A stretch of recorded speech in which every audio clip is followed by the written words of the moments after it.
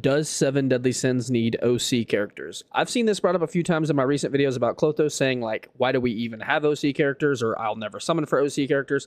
I think that's a fair take. I'm going to talk about the purpose that they can serve and if they are necessary for the game. So let's jump into it. First thing I want to say, if you do enjoy these kind of videos, just talking about Seven Deadly Sins Origins, I've been seeing really good feedback lately on them. Hit the like button, hit the subscribe button. I enjoy making these kind of videos. It just gets the community talking. Serves a fun purpose.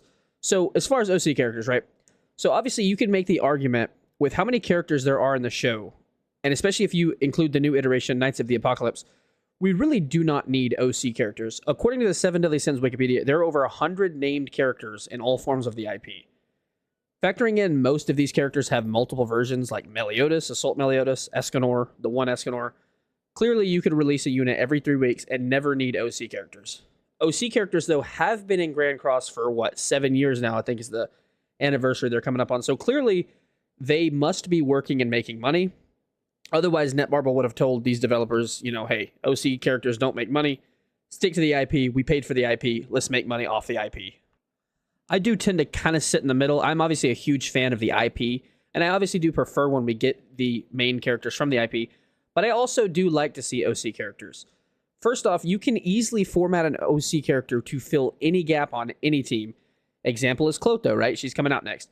Being wind and ice, with those teams needing the help right now, right? You can just throw her out there. She can be flexible. You can make an OC character basically be anything you want.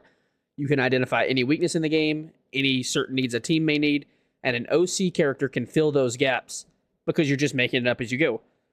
Obviously, someone like Assault Meliodas, right? Let's say you're going to release him. Well, obviously, he's not going to be wind or ice, because that makes no sense to the lore of the anime. OC characters can just be whatever the developers feel like, fit the game, fit the role. It's just super simple. They also bring a fresh feeling of just having new characters added to the IP, and that's always fun. There are certain players, and I have a friend that plays like this. You've probably seen him in some of the videos in the background. His name. They play this game they like the open world Gacha game, right? You can just think of it like, imagine this is like a Genshin Impact, like a Wuthering Waves. The characters don't really matter. Like, he actively dislikes the IP. So, original characters for people like that are just playing this game for the open world co-op, they just like these style of games. OC characters are going to hit, potentially even better than regular characters, especially if you're not a huge fan of the IP. And for the people, like I said, that I've seen in the comments, if you don't like the OC characters, it's still a good thing, because it gives you the freest opportunity ever to save your gems for characters you want. You won't have the pressure of like, oh my god, Merlin's here, I have to summon, if it's some dumbass OC character that you don't care about. When Merlin does come out, you're going to have more gems and you'll have a better chance to get her.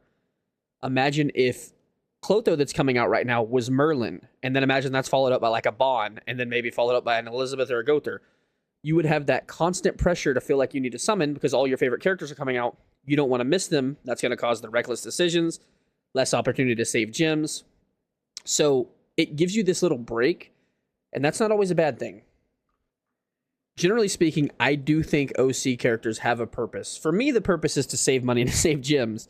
But for someone like Daisy, right, being as powerful as she was, summoning on her was actually just straight up worth it, even if it wasn't someone that I was personally as hyped for. Maybe you weren't as hyped for Daisy. Most people probably don't care about Daisy. But she was so powerful that it was actually still worth it. So you can still get, you can still get good value, although it might not be the hypest character. Like I said, if you don't care at all, save your gems, you're in a better spot. You got to remember, this game is on a 3-week cycle as of right now. And if it continues the way we've seen it, you get an OC character every 3 weeks, right? You'll get an OC character, then you'll get a main character. Because it was Meliodas, then it was Daisy, OC, then it was Escanor, now it's Klotho, OC. So if that's kind of the way it's bouncing back and forth, and we don't know how long that pattern will stay, that would give you an entire month and a half of saving between main characters. So for the main characters that you want, you will have much better opportunity to get them. So like if you skip Klotho right now, you summoned for Escanor 3 weeks ago, you're going to skip Klotho, month and a half later, you'll have all that currency saved up from, after you were done summoning on Escanor. Much better opportunity to now get Merlin when she drops. So long story short, you don't like the OC characters, skip them, save for the big characters, have fun, do whatever you want. There are opportunities, though, with how powerful we have seen some of the OC characters to kind of keep your eyes on them, like Daisy, insanely powerful. Now, like, I kind of regret if you missed her. Hopefully you didn't. Comment below if you missed Daisy and regret it, because she is crazy powerful.